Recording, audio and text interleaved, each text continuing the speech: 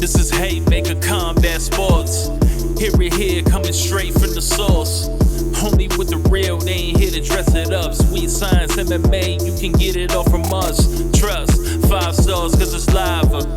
And through the fight game, we can guide ya. Slick talking, putting them in caution. Passing all the goals cause the audio is awesome. What you waiting for? Spread the word, tell a friend. This the podcast where all of the discussion ends. When they start going strike for strike, this the show that'll tell you what you seen in the fight. They ain't playing on the mic, this a welcome to the show. Warm it up for the squad, Haymaker of the bros. I'm about wow, you can hear from the pros. It's Haymaker Combat Sports, time to roll. And welcome back to Haymaker Combat Sports. I'm your host, EJ Reed, joined by my fellow hosts, Aaron Admeyer, Steve Johnson. Fellas, how we doing? Good, man. Busy week, Labor Day on Monday. Had a little bit of fun. Weather's giving us a break finally. It's cooled down a little bit here in Missouri. You know that. You're getting the same weather. Going good. Steve? Yeah, same here. Well, for me, Mondays, it seems like these holidays, my career, I'm always off on Monday, so I don't benefit, but enjoyed with the family and chilled with them. So that's always a benefit. That's what's up. You're done with the weekend vacations October, right? I have 3 weekends left, and Yes. I'm excited about it. Yeah, you'll be done by the time we do the review for the next month's pay-per-view. That's what's up. Yeah. Any interesting stories of late? No, I just try to keep to myself, man. It's all the regular guys I was used to that I kind of buddied up with. They've all got out. I'm still there. So it's a whole new crop of guys in there. Mm-hmm. And I don't like any of the new guys. Yeah. They're all just, I'm in jail for a reason. I'm accountable. I was wrong. I got caught. I own it. That's my punishment. These guys in there, they just not accountable. I'll give you an example. There's this guy in there, and I can't remember if I told it on here, 80 proof. The guy literally has pictures of himself walking across the street with a crowbar, and there's pictures of him prying into a car wash quarter machine. And he's like, man, can you believe they're trying to give me 1 to 7 years? Yeah, I can. It's breaking and entering, and they literally have you on camera and pictures of you doing it. He's got big face tattoos. It's like you can't even play off that it was somebody else. Like, you're caught, just fucking go with it. And that's how everybody is in there, man. It's just like the other one is a kid. I mean, he's real young, like 23 years old. He shot his dad. Oh, wow. His dad did something, and the kid shot the ground. Well, it bounced up and hit his dad. And he's like, man, do you think they'll let me off with probation? No, I don't. Yeah, just give you probation for, trying to murder somebody. Yeah, it's just people are so dumb, man. I'm the novelty of jail has worn off. I had a lot of good stories in the beginning, but I'm just done. Like, I stick to myself. I'm friendly with the guards. Last week when I went in, they're like, do you want to be in this cell with this guy, or we have an empty cell? I was like, give me the empty cell. Like, I'll just sit by myself. Hey, man, sometimes it's better, to be off by yourself and you don't have to deal with assholes in there. I think you mentioned on 80 proof, it may have been somewhere else. They were showing WWE in there, or AEW. You said they showed AEW there. Yeah, on Saturday nights we get to watch AEW. So I'm, getting pretty caught up in the wrestling world, man. I got to watch, the CM Punk and Sting tag team fight, and then Samoa Joe came in there, and then I didn't really pay attention to last week's. It was right before, I think it was All Out or All In or something. I didn't really pay attention, but I'm getting up on my wrestling knowledge for the AEW. So I'm surprised they haven't thrown on like a UFC fight night in there. It's whatever channel that is that AEW's on. Yeah, TNT. They just leave it on that all day. We get to watch superhero movies and bullshit. And then AEW comes on, you know. Is there an allotted time for like TV time? Like they give you like a set amount of time? No, the TV, they turn it on first thing in the morning about 6:00, and they turn it off at 10:00 at night. It's just playing TNT all day, and they got it turned up real loud. So when we're locked in our cell, we can still hear it. You know, TNT, they usually show a couple movies in the morning, and then they repeat the same movies in the afternoon. It's always superhero Justice League type stuff. You know, one weekend we got lucky. We had Pirates of the Caribbean marathon. You know, we did get to watch Django in there one time. It's one of my favorite movies, so I was pretty excited about that. It's always interesting when they well, not interesting. It's funny when they showed like movies like Django on network TV, and they like do the dub of the voices. They're like, "Get away, mother sucker!" And you can see lips.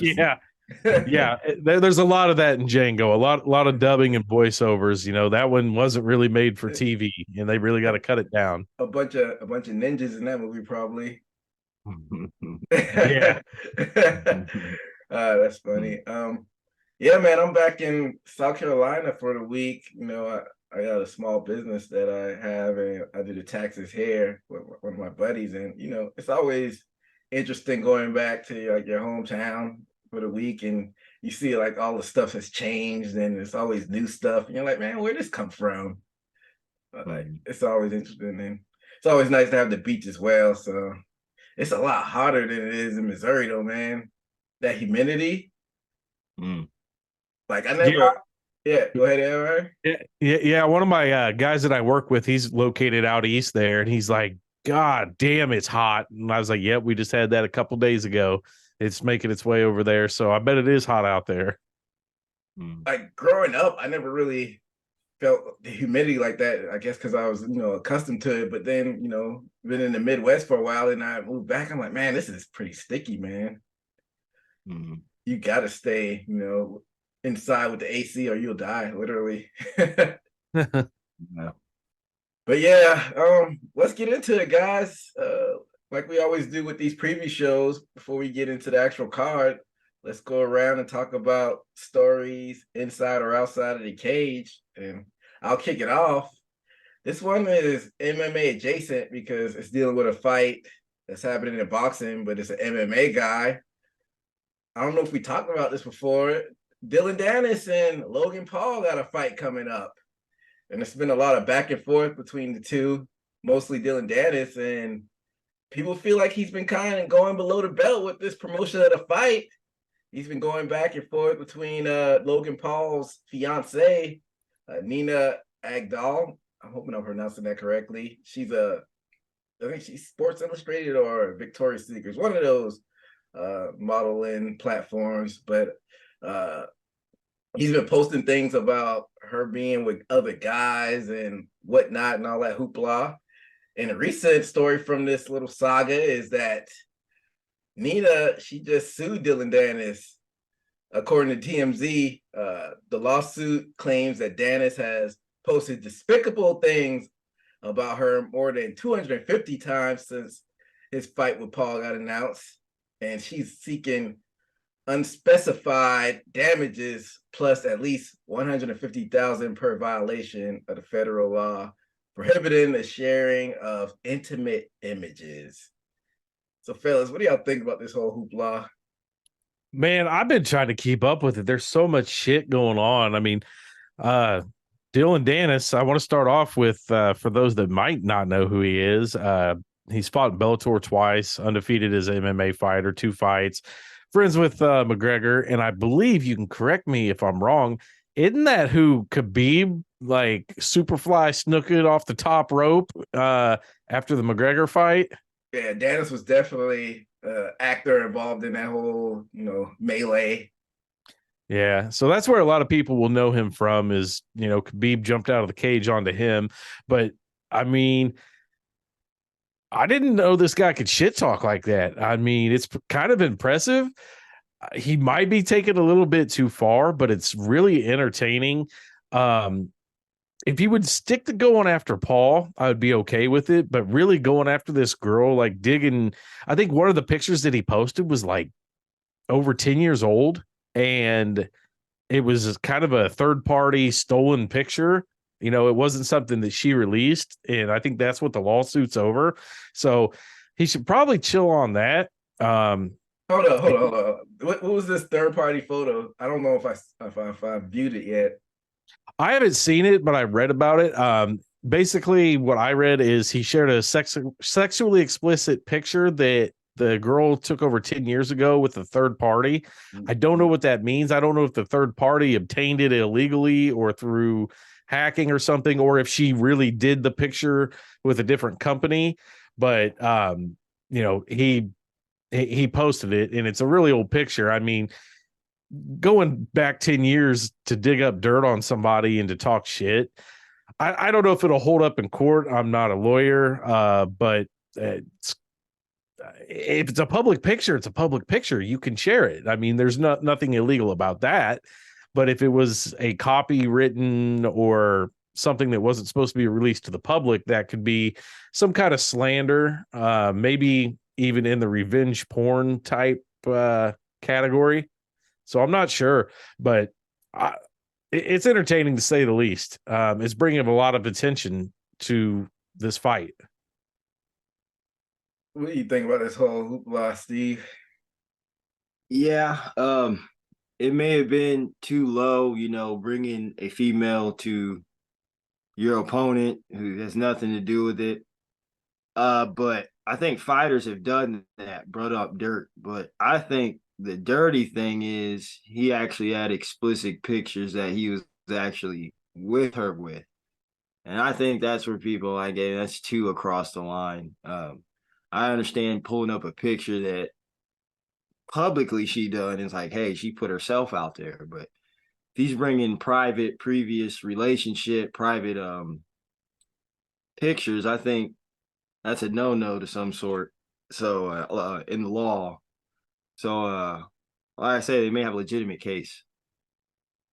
So let me ask the both of you this, just almost like a general question. Is there anything too out of bounds when you're trying to hype a fight up and, you know, promote it, or are there things that are out of bounds when it comes to hyping up a fight?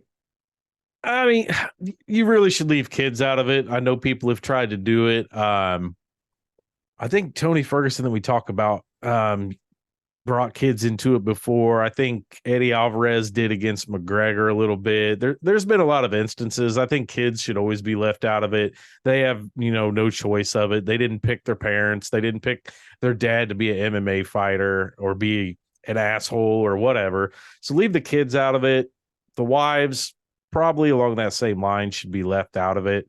I don't think it's a good look, but it's I don't know where the shit talk started to get big again. It was really big in the early days of the UFC, and then through the middle you really didn't have a lot of shit talk. You had a lot of respectful press conferences with, you know, GSP, Spider Silva, and people like them. They didn't get crazy. You know, maybe it was Chael Sonnen that brought back the shit talking, but his was really funny and almost in a joking way to get the laughs and stuff. And it's got crazy. I think it's all unnecessary, especially somebody that has like the following that the Paul brothers have. They don't have to shit talk to hype a fight. They have millions and millions and millions of followers. That shit talk doesn't really gain a lot of views or buys to their fights. The people that are going to tune in are going to tune in regardless. So leave the kids and the wives out of it. But you know, the opponent, open game, talk all the shit you want. What about you, Steve? You think anything is out of bounds when it comes to hyping these fights up? I would say morally, yes, but publicly, for what it is, that I mean, damn, you must have a good relationship and self-esteem if they're acting this, because like I said, I would be highly upset if that happened or any of that exposed. So yeah, I think it definitely got me more interested, just the fight plus that. I think it added more reality to the fight when it comes, instead of I feel like they have to put up the fight what is around what's happening too. So I think that makes me excited looking towards sport. I'll be watching it. Now, one of you can correct me if I'm wrong, or I can look it up, but did I hear something about Mike Perry is the backup in case one of these guys doesn't show up? That is correct. Man, that's a dangerous guy to bring in last minute. I mean, that's Mike Perry's a guy you really want to game plan for, I would think, especially since this is yeah, that it's kind of Mike Perry's world. But I'll give Mike Perry this. He did a lot better than bare knuckle than I thought he would, but putting those gloves on, you think he would still be able to keep up with but Logan is not Jake. Logan has lost boxing matches. He lost to Mayweather, but Mayweather is probably like one of the best fighters of all time. Yeah. So everybody loses to Mayweather. But didn't Jake lose to KSI? I mean, not Jake, Logan lose to KSI? I want to say he lost to KSI. Let's pull that up. Let's just look at his record and see what he has on there. I'm not sure. I know he's lost at least to Mayweather. That one is for sure. Pay-per-view bouts. I want to say he lost to KSI. And Jake knocked out KSI's brother, I want to say, on that same card. This dude's Wikipedia is long. All over the place because he wrestles and boxes and has his social media following. So, yeah, I'm sure his Wikipedia is all over the place. Yeah, he lost to KSI in a split decision. And him and Mayweather had an exhibition bout, but everybody knows that Mayweather won it because he schooled him. So, yeah. And then he went to a majority draw with KSI again. Really? They fought twice? I don't even remember them fighting the second time. Oh, yeah. So the first one was a draw, August 25th, 2018. And then he lost to KSI November 9th, 2019. So who is this KSI person? I know he's a social media figure. He's a British guy. I don't get it, but like I'll try not to be an old man. Like these kids are hustling and getting their money, so it may not be for me, but I don't hate on those kids. He's like a British dude. Yeah, he's undefeated. He holds I don't know what league MF is, but he owns the MF cruiserweight title. Yeah, celebrity boxing. We talked about that before. It has its niche. But yeah, Logan Paul's record is not stellar, so you might be onto something there, Meyer. You might have a point. Maybe Mike Perry would go in there and wreck him. I think Mike Perry would wreck him, but I mean, this is just another example of the Paul brothers pick somebody again that is not they like to bill it that it's former MMA person Dillon Danis. Danis is not known for a stand-up whatsoever. He's a ground fighter. I mean, the Paul brothers are never going to fight somebody that's pure stand-up. You don't think so? What about Jake fighting Tommy Fury? Yeah, we saw what happened. Yeah, what were you gonna say, Steve? I was about to say I can't remember with my memory, but hasn't Dillon Danis in the past been known for pulling out of fights or not showing up? If I'm not mistaken, he never fights. He always pulls out. Pull it up really quickly at his MMA record. I want to say he's only fought like once or twice ever, but he's supposed to be this high level jiu-jitsu guy. I think like Admire was saying earlier, he's in McGregor's camp, and I think he's McGregor's jiu-jitsu coach. But jiu-jitsu and MMA are two different animals. So it doesn't even look like he's that good at grappling because his grappling record's 5-4. Man, that's not even a lot. Like grapplers, like you could do grappling a lot. It's not like MMA, you got to take 3 months off. So that's not even a lot of grappling matches. And he said he's lost 4. Yeah, 5-4. I don't get the hype behind this kid then. Maybe because he talks so much trash. Yeah, I don't know, man. And like Stephen was saying, there's notes here that he has pulled out things like he was supposed to fight that KSI and backed out. Looks like he missed a couple fights in the MMA. Like, where's the? Is it because he's McGregor's buddy? He's getting all this hype and staying relevant. Because other than that, I mean, I don't see anything that impressive about him. Well, yeah, it's just sometimes people catch fire on social media, and that's their niche. Maybe that's his niche, is just to be a troll within the community of combat sports. But I don't know. We'll keep our eye on it, and we'll probably talk about the fight when it gets closer to it, and maybe do a segment on the show, recapping it and whatnot. But yeah, Admar, you got any stories? No, I've been tracking the whole. I brought it up last episode, the McGregor thing. No real updates since then on that. I mean, a lot of places are reporting that the fight is set for December, and I imagine if it was really set for December, we would have seen an announcement, something official from Dana, from one of the official, publications, somebody bigger than us or some of the little websites I'm seeing this on. I don't see anything up there. I mean, I seen something last week about McGregor came out and said that he's on the gargle every night. And I guess that means he's drinking every night. What? I don't know. I mean, I say it all the time. I'm sick of McGregor, but I always end up talking about him. So I guess it keeps his name in my mouth. But I think the dude's done. I don't think it's going to happen. There's no way he can fight in 3 months when, the drug testing policy is 6 months. We have seen people get exemptions, but that starts a really bad precedent. You start doing that shit for McGregor, who for no reason could have been tested all these months. So I don't know. Other than that, I don't have a lot of news. Not a busy week in the MMA world. Okay, so let's play a fun game with this whole McGregor situation.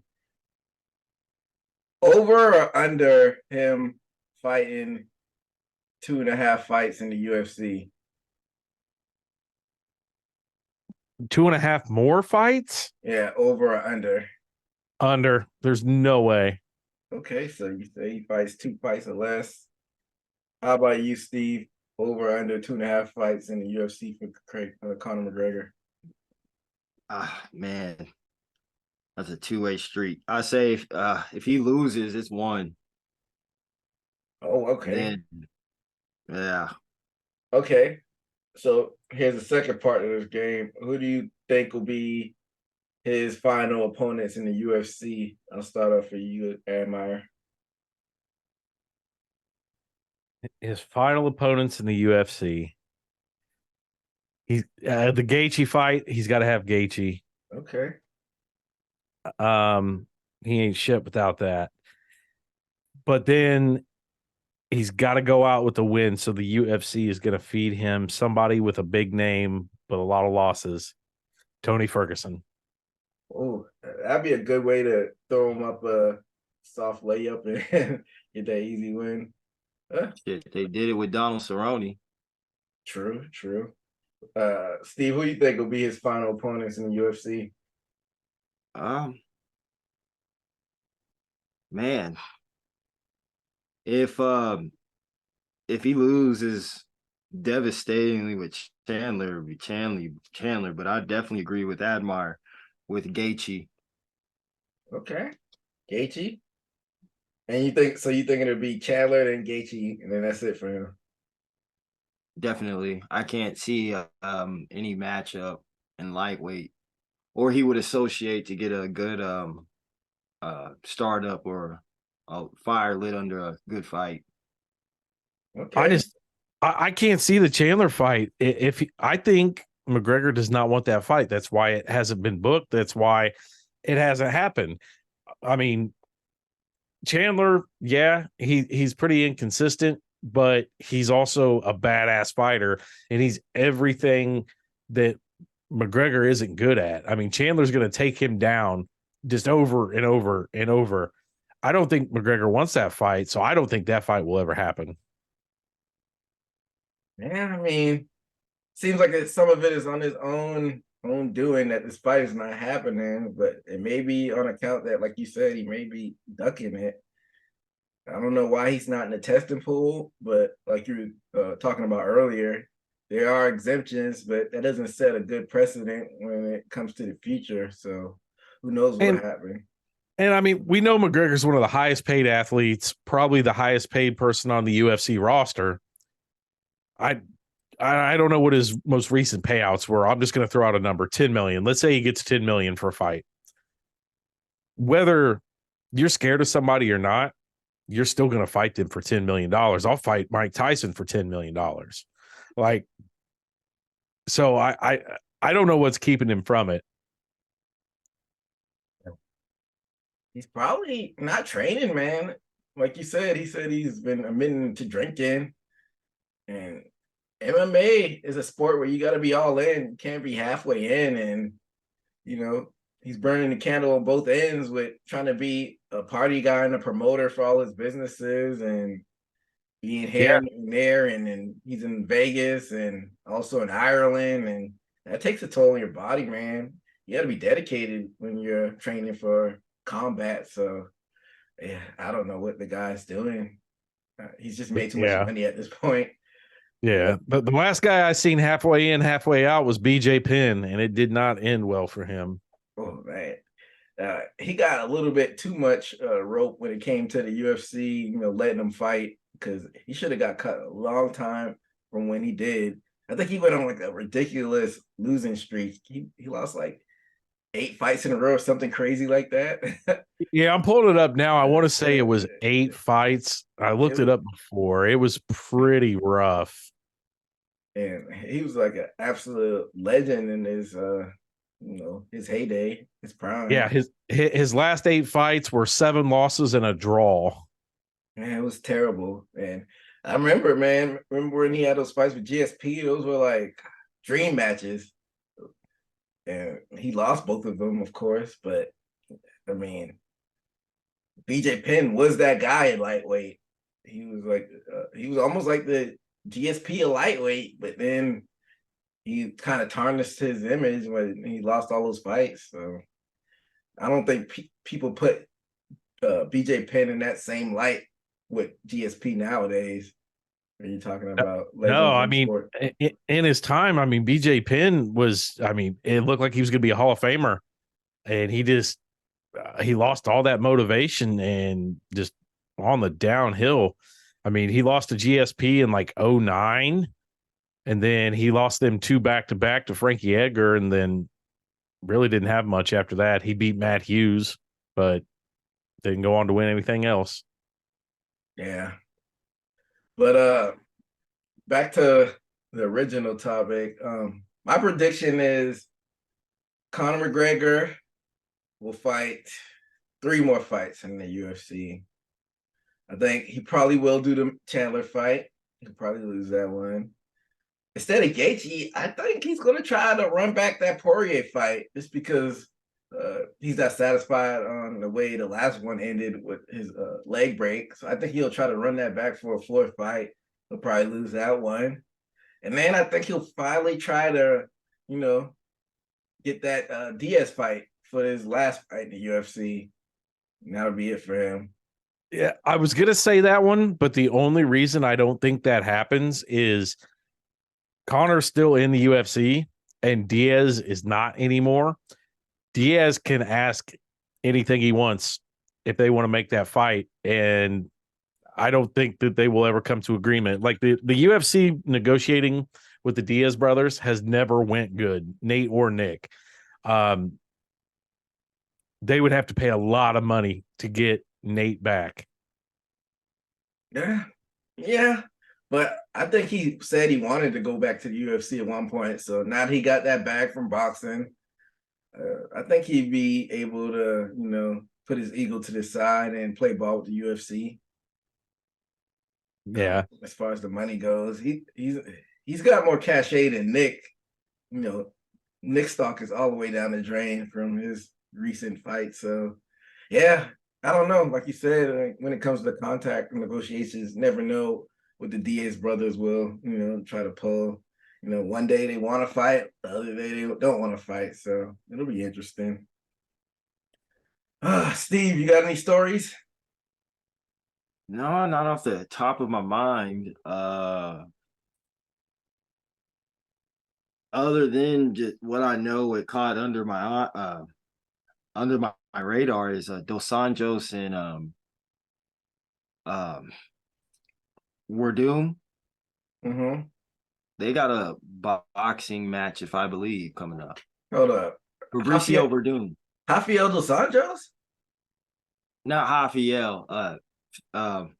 Junior dos Junior Santos. Junior dos Santos. Yeah, they got a Huh. boxing match, and that was caught under my radar. I didn't even know that was happening. Hold up. When are they supposed to be fighting? Shit. I think I saw weigh-ins, Oh, really? Are you looking so it that up, might be Admire? tomorrow. I had no idea. Huh. What do you see on your end, Admire? Let me see. For Doom. Man, I didn't even know Verdun was still fighting. That's crazy. I thought he was retired by now. He was trying to get over into PFL and fight Nagano. I remember that's the last thing I heard of him. Let's see. For Doom. I think Ngannou would knock his head off. Where's this? Oh man, this is happening Friday. Game Bred Bare Knuckle Boxing. Oh, They used to show that on the UFC app or yeah, whatever. yeah, the Fight Pass. Fight Pass. Mm-hmm. Let's see if it says where to watch it.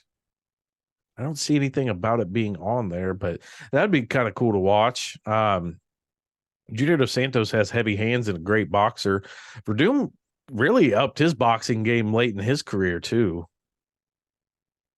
You said Junior Verdun. Verdum, well, Junior Dos Santos always had great boxing, but Verdum, he got really good at boxing towards the end of his career. He was always known as a, jiu-jitsu guy. But he really, his stand-up got real polished towards the end. Yeah, he did get better with the stand-up, but I don't know if I trust him in a straight-up boxing match. And it's bare knuckle. I think I'd take JDS in that one. Even though JDS got knocked out a lot towards the end of his UFC career, or maybe not knocked out, but he lost a lot towards the end of his UFC career. That'll be fun. I'm not gonna watch it, but I'll watch the highlights. Well, yeah, I'll get on the TikTok and look for the highlights of that one. Maybe that'll end up as one of our clip of the weeks or something. Yeah, definitely. But fellas, let's get into this card. UFC 293 this weekend. And this is a very underwhelming card. Have y'all got a chance to look at the fights beforehand? Not a lot on this card as far as prelims and even the early fights on the main. This, I don't understand what the UFC is doing right now. This could have been a fight night card. Like, what are they doing? How do they expect people to pay $80 for this? Like, this is very underwhelming. Is this a pay-per-view? Yeah, this is a pay-per-view. Okay, because I seen something about it being on ESPN Plus, but maybe it's just the pay-per-view through ESPN Plus. So I've seen them do that once. It was like a fight that they did in December. I forgot who fought on that card because it was pay-per-view back-to-back weekends, and the weekend before they made it free on ESPN Plus, and it was a very underwhelming card as well. I think it was an Abu Dhabi card. I don't know if you remember that time, Steve, when they did that. They made a pay-per-view free. Yeah.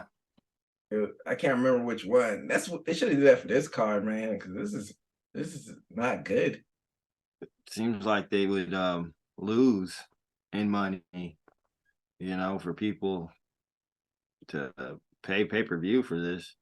Yeah, at the top of the card, I mean, that's the only names that have any star power. Is this the two main fights? That's no bueno. Well, let's run through it real quickly. The early prelims, you got Kevin Josette versus Kiefer Crosby. You got Shane Young versus Gabriel Miranda in the featherweight division.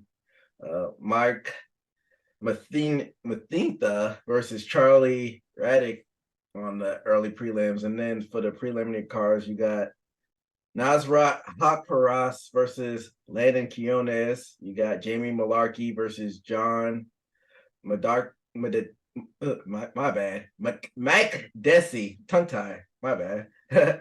Jack Jenkins versus Chepe Marsakal, and then the featured fight on the prelims. You got Carlos Ulberg versus Jung Dan Un, and only fighter I'm really familiar with on the prelims is Jamie Malarkey. I've seen him fight a couple times. I think I've seen Carlos Ulberg fight a couple times as well, but not a lot of notoriety on the prelims. So we'll move on to the main card.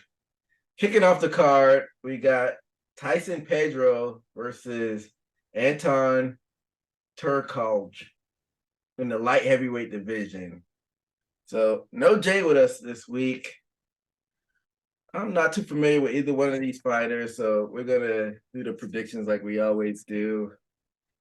It's basically a coin toss for me, fellas. Let me get Tyson Pedro because he has a Wikipedia page. That's what I'll take. I'm going with Pedro just based on he has crazy tattoos. Really? What kind of crazy tattoos does he have? He's from Australia. He's got like a big Samoan just covered, like really good tattoos. So I'm going with that. And these fights are taking place in Australia. So he's the Australian. I think the UFC is setting up the hometown boy to win. Steve, who you got? That's how I look at it. If I can't, well, I can kind of call this. I'm familiar with Tyson Pedro, but I'm not familiar with Anton. I'll go with Tyson Pedro. Like I said, if I can't call it and none of them is from America, then I have to go with the one like I said, who looks the meanest, and he looks like he's about to bring the ancestors with him with those tribal tattoos. Right. I'm gonna go with Tyson Pedro. Yeah, he looks like one of them dudes that does that haka dance that they do it down there. So he looks fucking mean. I'm going, definitely going with him. Plus, I'll go for him because it's since I can't choose nobody, I wouldn't mind him winning on his home turf. Okay, so looks like we all have Tyson Pedro on this one.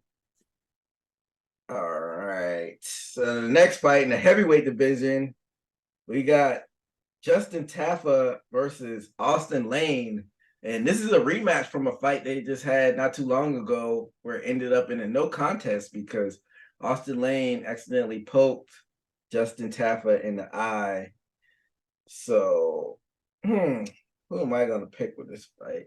Actually, me and Steve talk about this on the one we did with the Singapore card. Junior Tafa, his brother, just fought like a week or so ago against Parker Porter, a guy they both beat. Justin beat him as well. Austin Lane is also a former football player. He's a professional player with the Jaguars. So he's got an athletic background, and he fought on Dana White's Contender Series. I feel like this one's a tough toss-up too, but I think I'm going to go with Justin Tafa on this one. I'm going to go with Tafa as well, and for the same reason as the last. He's got an awesome Samoan-looking tattoo. He's a hometown boy from New Zealand. And that's all I'm basing this on. I think I can remember flashes of his highlights, and I think he throws them nasty as far as his punches. And I like fighters like that. I'll go with Justin Tafa also myself. All right. So far, we all got the same picks. Next bout in the flyweight division, we got Mano Cap versus Felipe Dos Santos. And once again, Cap has a Wikipedia page, so that's who I'm going to go with. Cap on this one. All right, just to switch it up, I'm going to go with Dos Santos on this one, and I'll give you a reason why. Okay. Cap is ranked number 10. Dos Santos is not. So one of two things. Either they are setting Cap up to win against a can, or Dos Santos has done something to get their attention and they want to get him a fight that will get him ranked if he wins. So to go against you, I'm going Dos Santos. All right. I like it. Who you got, Steve? Manel Cape, with his energy that he had in the press conference. I like how he's fired up. But I don't want to get it mistaken. I also saw Dos Santos's record, if I believe, and I think it's 7-0. So Yes. I think it's and I think Cape lost 6 times. Yeah. To his like 13, 14. I can't remember. So Yeah, he's 18-6. yeah, that sounds about right. So it's like is this a person going against somebody with experience and learn from his losses, or is this a 7-0 dude who's on the rise and he's meeting the top of where he's finally fighting fighters with skills? And this is a hard one for me to call because I haven't seen Dos Santos's highlights at all. I'll go with Cape because of his energy and his rank. Right. Yeah, Pat.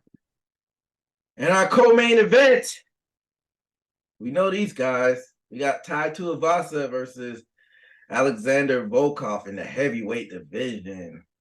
And Tuivasa is coming off of 2 losses against high-level guys. He fought Sergey Pavlovich, who's a knockout artist on his own, and Cyril Gane, who's also a guy who is handy on his feet with the knockouts. But before that, he was on a 5-fight winning streak, which included the Black Beast, Derek Lewis. Also, Stephen Struve. Man, that's a throwback name.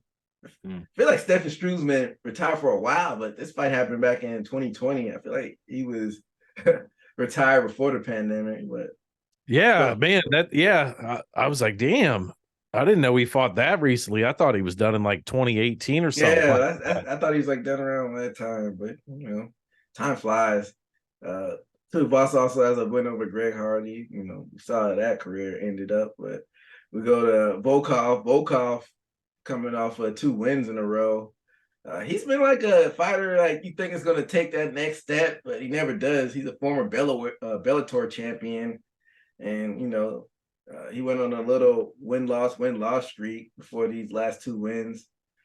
I don't know who's going to win this fight, but I'm going to go with the semi-hometown kid. I think isn't Tuivasa from New Zealand, so I know New Zealand and Australia got a little rivalry, so it's not quite hometown, but Tuivasa is Australia. Oh, he is Australian. Okay, so I'm gonna go with the home country guy. I'm gonna go with Tuivasa to get a knockout, just because he'll be hopped up on that adrenaline. He'll do a shoey afterwards, drinking beer out of a nasty shoe. So I go with Tuivasa. I got to agree with you. Just because Volkov, he wins a fight or he wins 2 fights, then he loses. He hasn't strung together a 3-fight win streak since 2018. And he's, like you said, he's on 2 wins right now, so he's due for a loss. Tuivasa, home country, shoeys and all. Yeah, Tuivasa for me.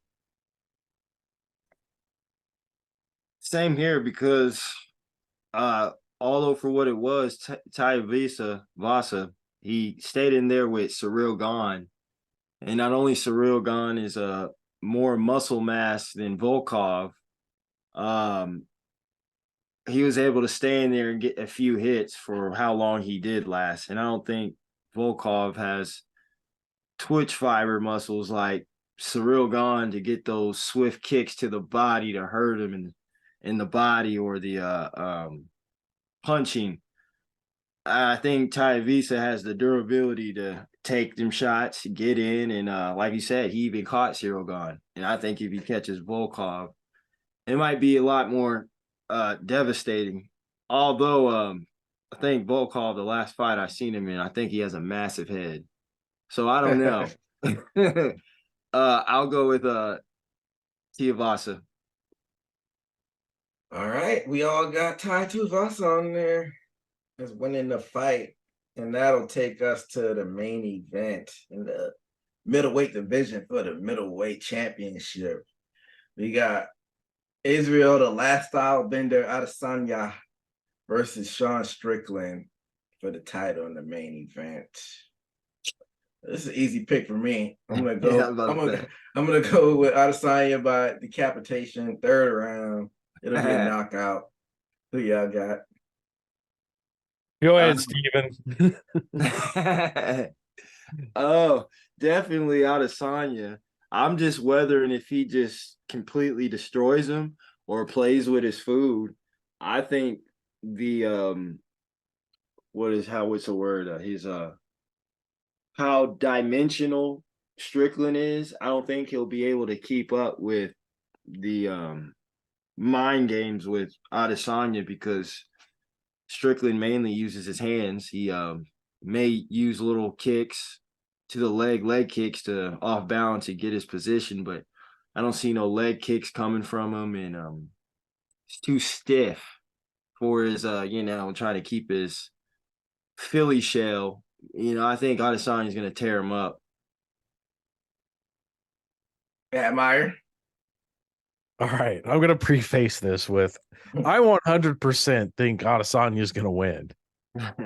But just to keep it interesting, I'm taking Strickland. Ooh. And the only reason I am taking him is he has talked so much shit that he knows he has to back it up. There's no coming back from all the shit that he's talked on, not just Adesanya. He's talked shit on everybody. He's becoming quite a big character online. And if he just loses in the fashion that I think he's going to, his star power really declines. I think he's ranked like number 7. I think the only reason he's in there is because, Izzy's beat everybody else up there. Well, DDP couldn't fight in time, or I think he got an injury. So Adesanya said he wanted Strickland for some reason. Yeah, so I'm taking Strickland against my better judgment. All right, keeping it interesting. Do y'all think that Strickland deserved this fight? No. I mean, what's he coming off of? 2 wins? I think he beat Magomedov, and he beat I don't remember the other one. Imavov or whatever. Yeah, Imavov. Yeah. Yeah, I mean that's his 2 wins, and one was at light heavy, so that really doesn't get you street cred at middleweight. Plus, I think what's hurting Strickland is his highlight reel is ass. So he ain't not impressive wins, and it's like I think me and EJ were talking about. He's more cumulative damage. When he gets a TKO and it's never a clean knockout, I think he's going to have some troubles with playing that game with Israel. Because, I mean, we've seen in middleweight, he's the master at that so far. I think the only thing going against Izzy on this fight is, remember that weird promo that he cut? Oh, yeah, dropping N-bombs. Yeah, I wonder if Strickland's kind of in his head, or so, I don't know if Izzy's off his game, so maybe that's what I'm banking on. I don't know. It's a horrible bet on my part. What's the odds on that fight? Strickland is at a plus 440 underdog. Izzy is a minus 600 favorite. That is very one-sided. Astronomical odds. Like, they don't have any faith in Strickland. I don't blame them. Because we saw what happened when Piera faced Strickland. He starched his ass. So, yeah. MMA Maz is a different beast, but I know you got similar stand-up guys going in Strickland, and this almost feels like Strickland is a sacrificial lamb in this one. Yeah, and didn't Cannonier just like out wrestle? Yeah. It was, I want to say it was a decision, but it was pretty decisive. They scored it a split, but that's the one I think we talked about it. We were like, man, that was really kind of one-sided and shouldn't have been a split. Yeah, I mean, this might be one of these weird fights where somehow Strickland goes the distance, but I don't think he's going to outstrike Adesanya. Either way, Adesanya is probably going to get the win. Yeah. I hope it's a highlight, though, man. I need something on my IG feed to entertain me. Yeah, post another one of them TikToks that gets like 14,000 views. Yeah, exactly. But yeah, that takes us to the end of the preview of this card. Anything from y'all before we get on out of here? No, I got to switch over to 80 proof. We're going there. I know we're not live, so I can't really plug it and tell people to switch over. But No, but we'll be there, and we'll figure out a time to do the recap show. Yeah, shout out to 80 proof, and you'll be listening to this in the future. So check out their streaming feed and wherever that's replaying. Anything from you, Steve, before we get on out of here? Nothing much.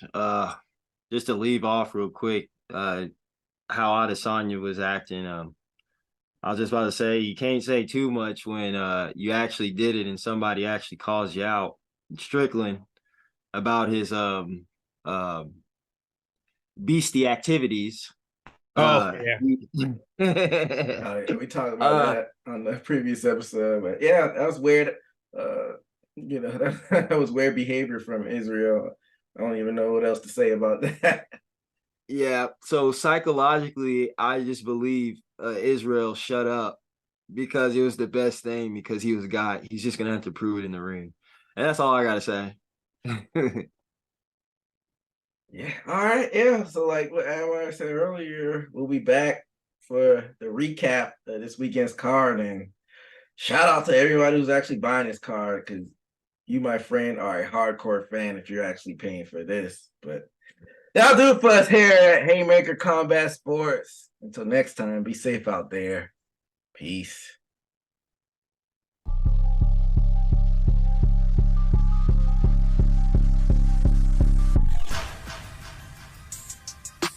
Hit the takedown, ground and pound. That was from the top. Heel hooking, no more plot to leave you in the nine.